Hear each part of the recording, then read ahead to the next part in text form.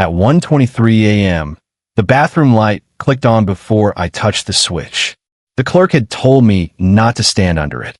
I thought he was kidding until I saw the note taped to the counter. This was the Sinclair off Highway 212 outside Granite Falls, green dinosaur on the sign, and a hand-painted restroom code, 2891 by the register. It was cold enough that the pump handles wore frost collars. The bell over the shop door gave that dull grocery store chime as I came in, and the place smelled like coffee left on a warmer too long and winter windshield fluid. The clerk slid me a key on a hubcap-sized ring with a splintered wood fob and said, "Don't stand under the bathroom light if it hums." I laughed like he was doing a bit. He didn't smile. He pointed to a small laminated card taped to the plexiglass by the register scanner. It had 4 bullet points in Arial and 1 in pen. Single person only, locking gauges from inside. Do not prop door. If the fluorescent hums, do not stand directly beneath fixture. If you drop the key ring, leave it and come get me. In pen, if you hear your name in the fan, wait. Don't answer. He slid the ring over the counter. The fob was stamped restroom, outside, west wall in dull letters. My bladder made the decision for me.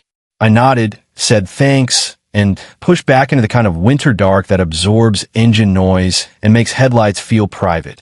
The restroom was a separate door along the cinderblock wall, under a humming strip light that made the bugs cooked into its lens look like amber. The wind ran a low note in the bathroom's metal door like a bottle rim. I slid the key in, shouldered the weight, and stepped in a tile that was too clean in patches and too old everywhere else. The light over the sink was already on.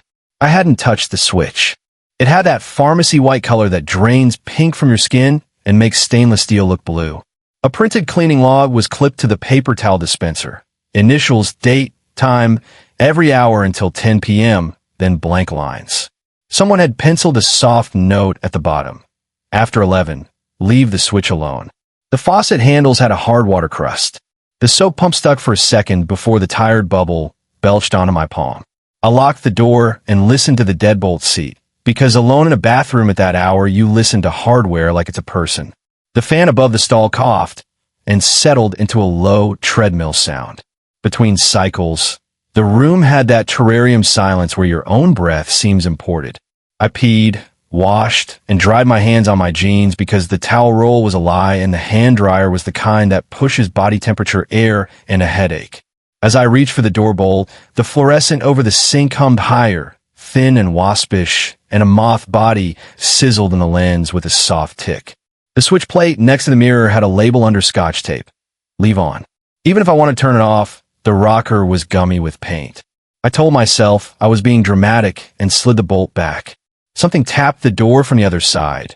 3 soft contacts like knuckles softened by glove. I froze with my hand on the lock. The fan dipped a half step and then recovered. The knocks weren't followed by a voice. I waited for one because that's the deal with bathrooms, public and private. We narrate the door, occupied 1 second, to prevent whatever is on the other side from deciding for itself. Silence. Through the door seam, a thread of cold came in sideways and touched my ankle. It smelled like when you open a freezer and there's old bread inside. My name came from the fan grill. Not letters, not voice. Air shaping itself into the syllables like a vent flirting with a bag. It said my name twice, exactly the way I hear it when someone is about to ask me to do a favor. I didn't answer. I remembered the pen rule under the clerk's card. The light hummed higher and took a breath. In the mirror, something about my face lagged by a heartbeat. The blink I tried to fake didn't land on the person in the glass at the same time. The fan coughed a word I almost gave weight to. I slid the bolt back into place purely to have done something. Under the plastic lens, a small shape moved that wasn't a moth. It was too steady and too jointed. It pressed along the inside rim of the fixture like a finger feeling for a seam. I could see where the screws had been stripped more than once. Someone had been in there enough times to lose their patience. The hum thinned to a whistle and then cut to a silence, so abrupt my ears made white noise to replace it. The fan quit with it. For a second, the only sound was the soft smear of wind under the exterior door and the blood in my mouth. A drop hit the rim of the sink. It was clear at first, and then it browned out like coffee left on the burner. I don't know why I put my hand out. Another drop fell and missed me by a coin width.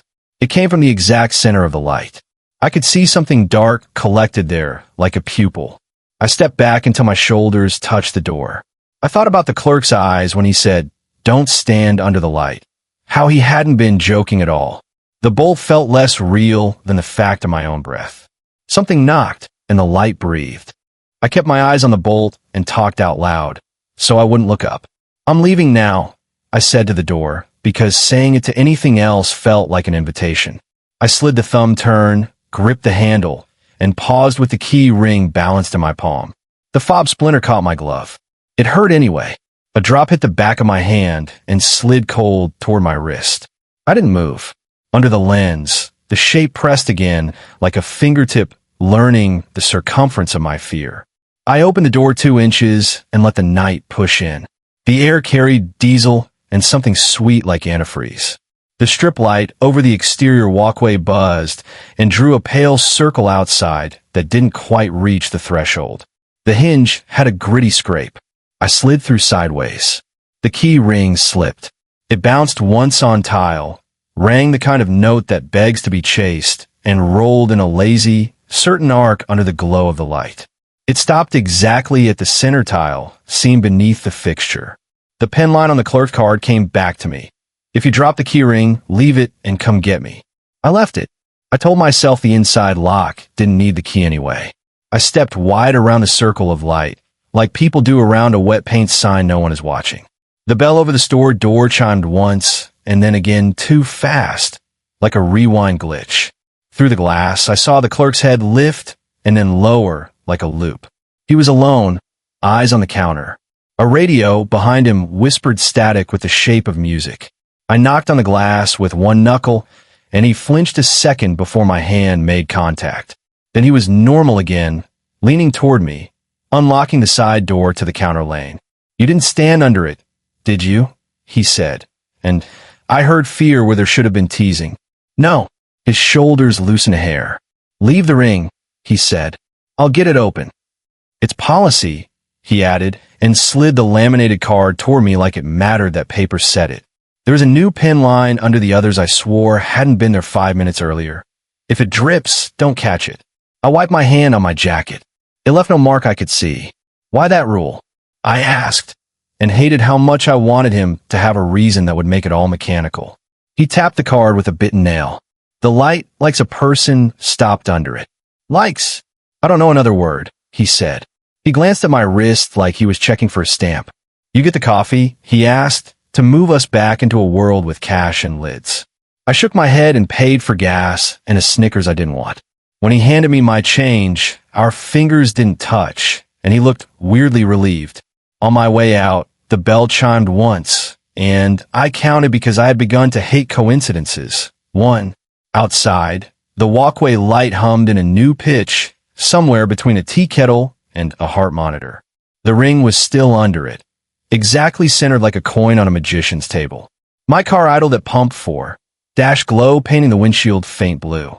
The air machine clicked itself on and off once down by the dumpsters, the coin slot light making a tiny lighthouse of itself. The lone semi in the lot pinged as it cooled. I stepped around the circle again. I didn't like that I had to think about it. In the driver's seat, I locked the doors and slid the Snickers unopened into the console. I checked the rear view and saw only the black rectangle of the bathroom door and the crisp coin of light above it. Something shifted under the lens, patient as the minute hand on a clock you've been staring at too long. I pulled away. The pump clicked. The hose fell. I coiled it slow because I didn't want to drop anything tonight. I drove out to the county road where the shoulder turns to field and the dark gets toothy. My dash clock said 1:23 again. My phone said 1:29. The radio showed no station and still played a man's voice reading farm prices in a room he wasn't in. I shut it off and let the car be only car. 20 minutes down, a shape appeared under the only working light of a closed Cenex. Another bathroom door.